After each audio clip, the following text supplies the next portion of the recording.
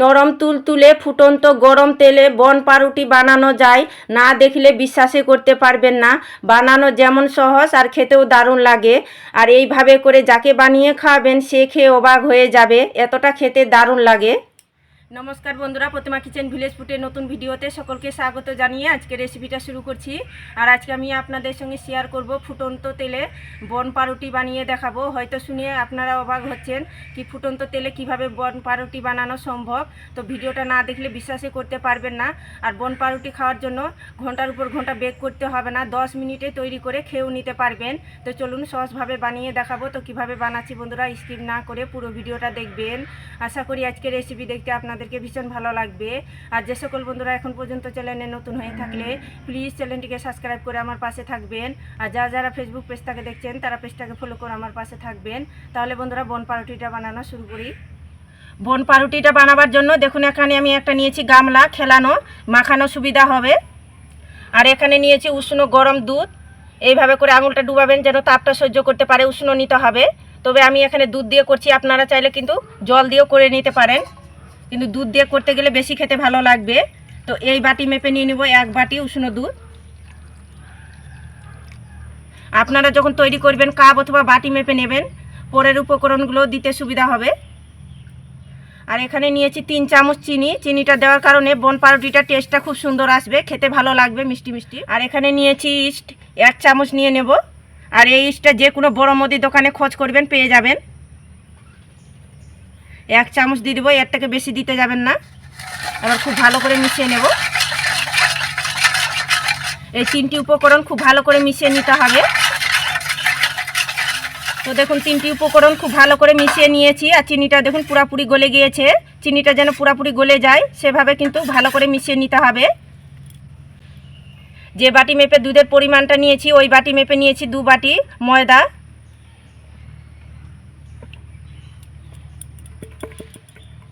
আর দিয়ে দেবো সামান্য একটু লবণ। লবণটা দেওয়ার কারণে পাউরুটির টেস্টটা আসবে খুব সুন্দর।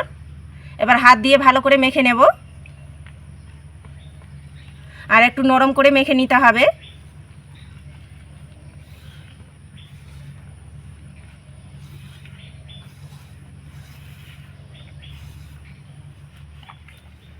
তো দেখুন হাত দিয়ে খুব ভালো করে মেখে নিয়েছি।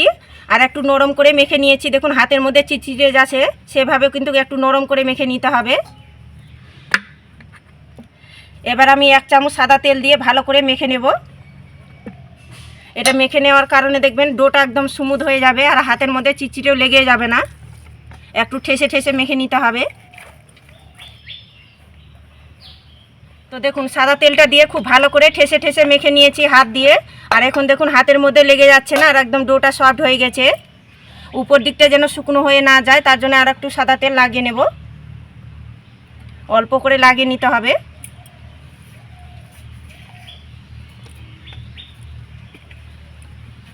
তো দেখুন লাগিয়ে নিয়েছি। এবার আমি একটা থালা দিয়ে ঢাকা চাপা দিয়ে কিছুক্ষণ রেখে দেবো রেস্টের জন্য। তো কিছুক্ষণ রেস্টে রাখানো হয়ে গেছে। এবার থালাটা তুলে নেব। এই দেখুন শুধু আগের তুলনায় কিন্তু ডোটা অনেকটাই কিন্তু ফুলে উঠেছে। আর বাতাসটা হাত দিয়ে এইভাবে করে একটু বের করে নেব আর হাত দিয়ে একটু মুথে নেব।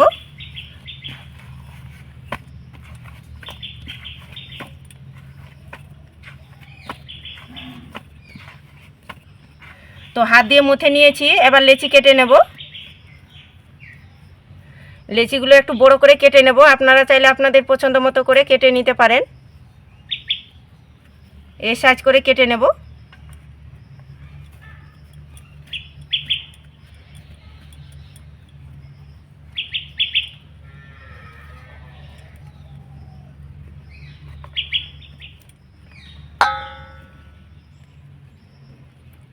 তো লেচিগুলো কেটে নিয়েছি। একটা লেচি নিয়ে হাতের মধ্যে গোল করে নেব।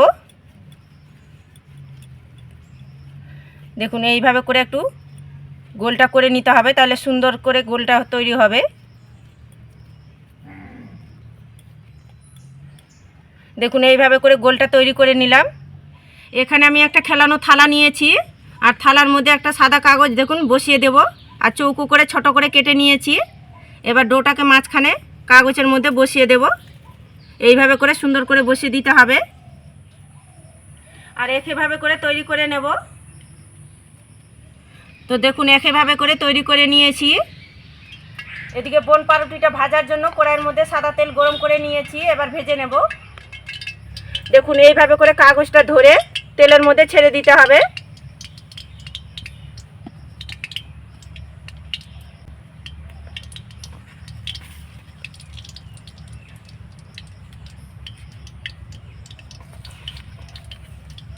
তো একবারে বেশি ছাড়বো না, 3টা ছেড়ে দিয়েছি। এবার উনুনের জালটা আমি বাড়িয়ে জাল করে নেব।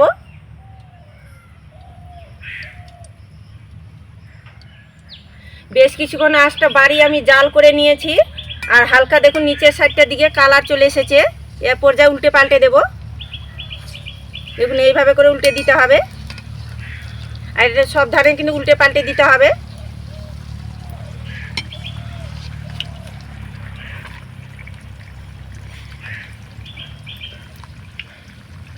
এই কাগজটা যে আছে, তো আমি এটা কাগজটা ছাড়িয়ে নেব। দেখুন এইভাবে করে ছাড়িয়ে দিতে গেলেই, ছেড়ে নিতে গেলে খুব সুন্দরভাবে তুলে আসবে। দেখুন এইভাবে করে।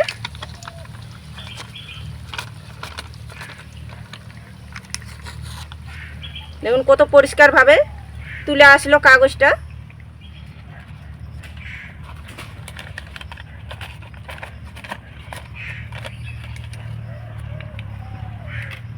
দেখুন কত সুন্দরভাবে পরিষ্কারভাবে কাগজটা ছেড়েও আসছে।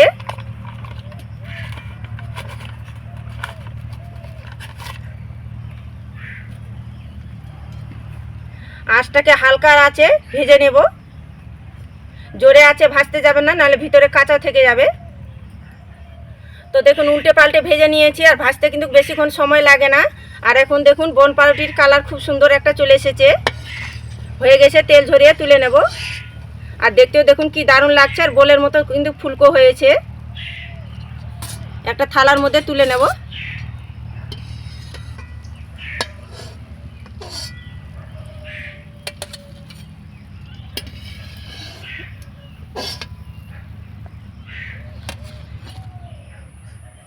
একইভাবে করে বন পাউরুটিগুলো তৈরি করে নিয়েছি।